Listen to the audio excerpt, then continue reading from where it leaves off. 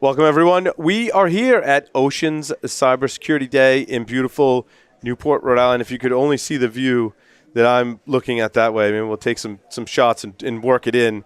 I'm here with Anne-Marie Vandenkirk. She's the principal at Mind the Gap. Did I say that right? The You Mind did. Gap or Mind the Gap. Mind the Gap. Okay. Just think of the London Underground. There was a whole story about the woman's voice that said Mind the Gap. Exactly. Okay. Maybe someday I will be that person. Mind the Gap. I like it. If it were my call, you'd totally be in. Thank you. We're talking about communications between technical people and business people. And that's a topic we talk about so much on our show because every single one of our listeners has been in the situation where they find a security issue or want to make a security recommendation, and technically they're brilliant, but communications-wise, it takes practice. And so what tips do you have in those situations? It definitely does take practice, and I think there is a definite gap between the techies and the non-techies, the IT department and the executives. And sometimes that's really hard to bridge that, mainly because they often speak in two different languages. Yes. And there's really no one there to translate because unfortunately, everyone likes to be put in a box, and specifically in organizations.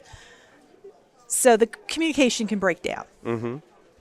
So you often need a translator. You need somebody who can come in and bring the groups together, take the silos out, build tunnels, and get everybody understanding what's the different languages. I think a lot of it's about impact, right? And we look at impacts differently. A technical person may see a problem and go, I got to fix that problem. And what's the impact? I don't know, but I got to fix that problem. Right. Or it could mean that system's going to go down. That's the impact to the technical person, right?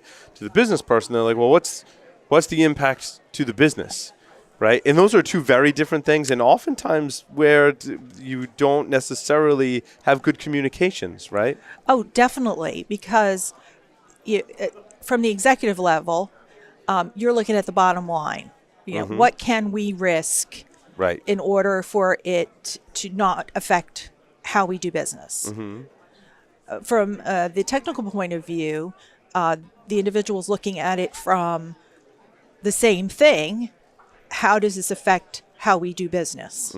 But they necessarily don't understand that they're looking at the same thing, but just for totally different reasons. Yeah, and I think both to speak to your example, a lot of it is about technical debt and how the technical person looks at technical debt from, if I don't update this system, like eventually it's going to die and or it's vulnerable and attackers are going to break in. Right. From a business, it's again about the economics and money that is involved with, well, at some point that technical debt's going to catch up. How long can I let that ride? Now, if each party doesn't understand each other's views on technical debt, not much progress is going to be made, right? Exactly, and that's happening every day. With a lot of legacy systems, where people are holding on to them because they work. It works. There's money involved in upgrading, right? Right, but does it put us in an insecure environment? Right.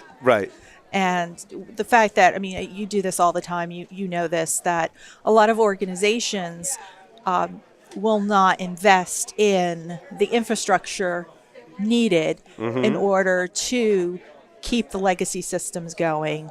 Until they break. Until they break, Yes. and then a whole other issue starts.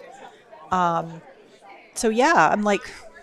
Yeah, I never thought about it that way, the different perspectives on technical debt, how they can communicate.